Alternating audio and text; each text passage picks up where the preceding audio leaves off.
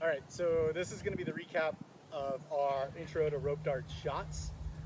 We started out the class kind of going back over how to attach the dart to our hand, how to get it to the correct length. All of that's covered in our last recap, so I won't do that again here.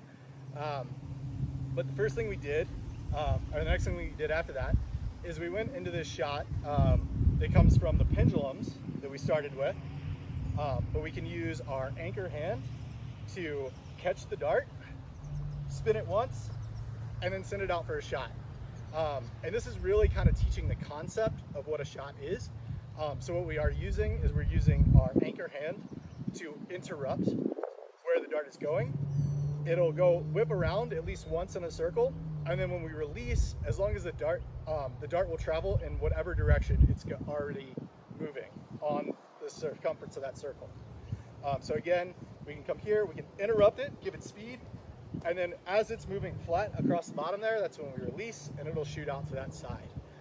So that's the same thing that's going to be happening in all of our shots, but gives us the benefit of being able to catch it, do a couple extra spins, and then release exactly when we want it to. But we'll use the exact same concept when we do shots off of any of our other body parts. So the next shot that we did is going to be an elbow shot. For this one, we are going to be in wheel plane. So again, we're facing in that direction. The dart is going in an upspin, which means that it's coming up in front of us. For poi, this would be like a reverse spin in wheel plane.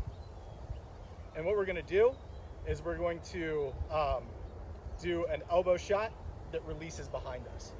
So that elbow shot, what that looks like, it's going to twine our elbow and then shoot out behind.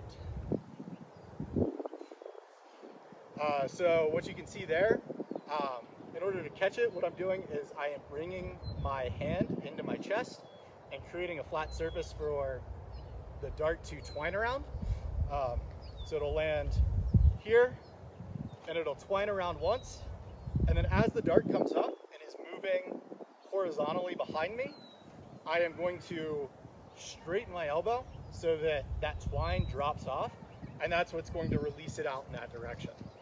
So again, what that looks like at full speed is going to be there.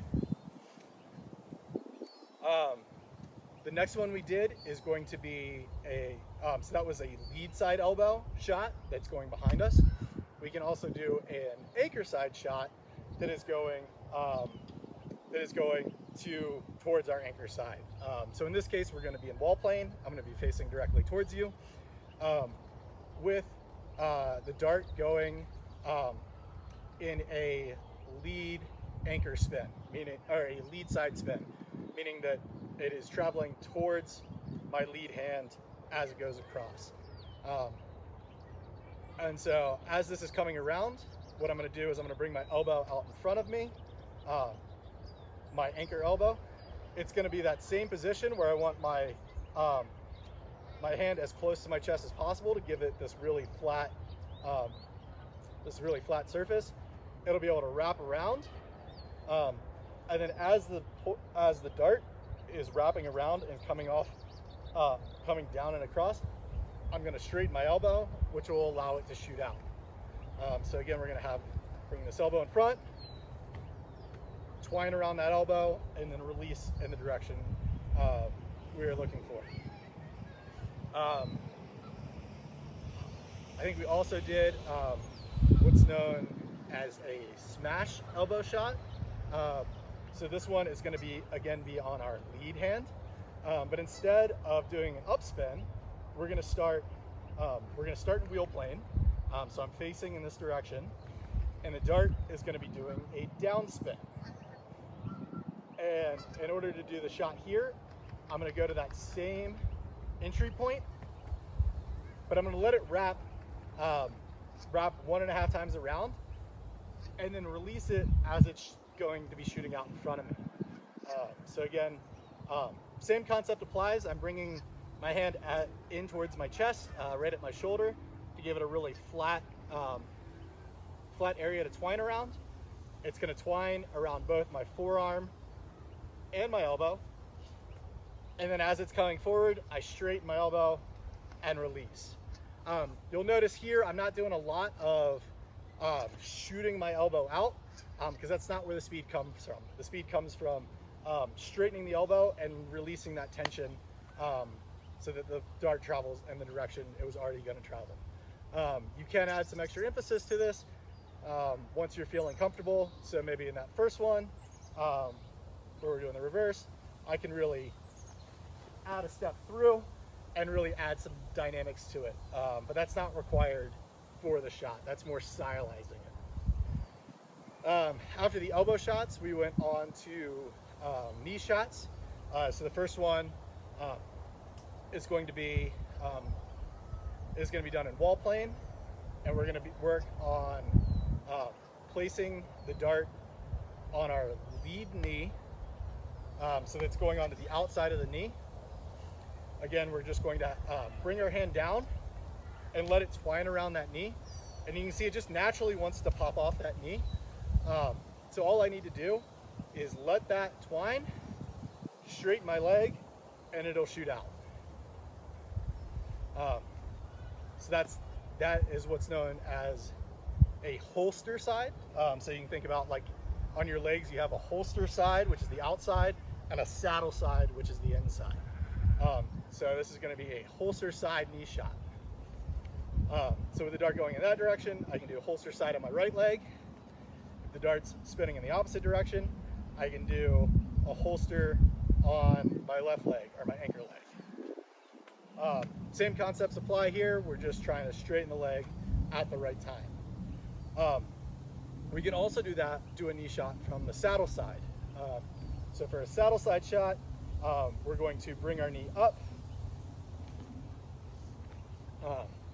The dart is going to lay across the inside of our leg first, and as it comes around, you just straighten the leg when it wants to, when it's moving in the right direction, and it'll shoot out again.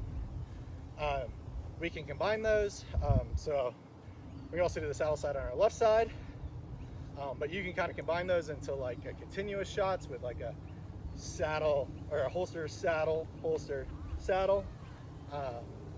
You can play around with those being more continuous. The last shots we did were some different foot shots. So the first one is going to be just kind of our standard foot shot. And what that'll look like is we're going to be in a down spin. I'm going to bring my foot up to meet the rope.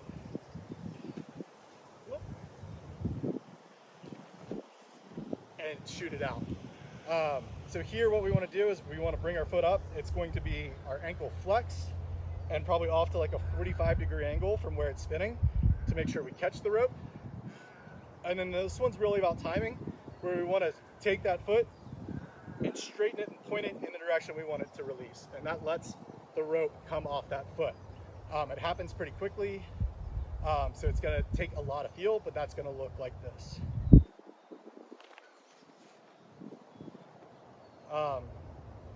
So that is our standard foot shot.